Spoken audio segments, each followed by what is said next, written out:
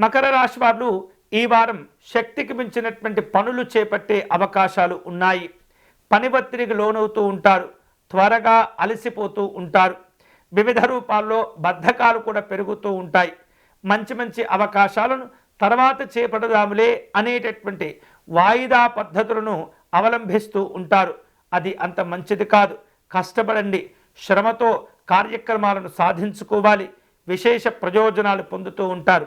మీరు కష్టపడడం ద్వారా ఫలితాలు వెంటనే రానప్పటికీ కూడా భవిష్యత్తులో అవి మీకు చాలా చాలా ఉపయోగపడుతూ ఉంటాయి. భవిష్యత్తు అవసరాలకు, భవిష్యత్తు అభివృద్ధికి మంచి పునాదులు వేసుకునే అవకాశాలు, అలాగే అద్భుతమైనటువంటి విజయాలు మీ చేతుల్లోనే ఉంటాయి. ఆర్థికపరమైనటువంటి అంశాల్లో సమతుల్యతను పాటించాలి. లోటుపాట్లను, తప్పులను ఎప్పటికప్పుడు కూడా మీరు సవరించుకుంటూ ఉండాలి. కుటుంబపరమైనటువంటి అంశాల్లో మీ యొక్క విశేషమైనటువంటి మాటల విలువలు ప్రాధాన్యతగా చక్కగా అందరూ స్వీకరిస్తూ ఉంటారు. అందరూ కూడా మీరు చెప్పినటువంటి విధంగా పాటించే అవకాశాలు ఉన్నాయి. ఆరోగ్య పట్ల జాగ్రత్తలు తీసుకోవాలి. సమయానుకూలంగా వివిధ రూపాల్లో విశ్రాంతిని కూడా తీసుకుంటూ ఉండాలి. వివిధ రూపాల్లో చలనచిత్ర సంబంధమైనటువంటి టీవీ, ఇతరమైనటువంటి మాధ్యమాల ద్వారా కొన్ని రకాల అవకాశాలను అందిపుచ్చుకుంటూ ఉంటారు.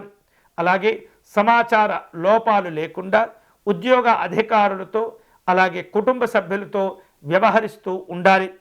శక్తికి మించినటువంటి ప్రయోజనాలు పొందేందుకై కష్టపడుతూ ఉంటారు.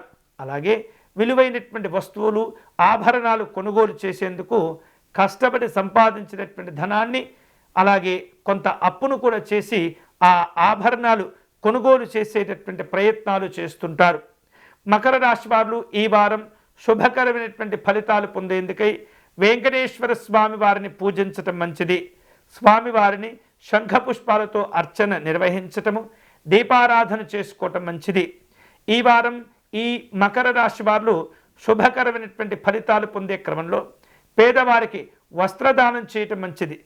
కాయగూరలు దానం చేసుకోవటం మంచిది.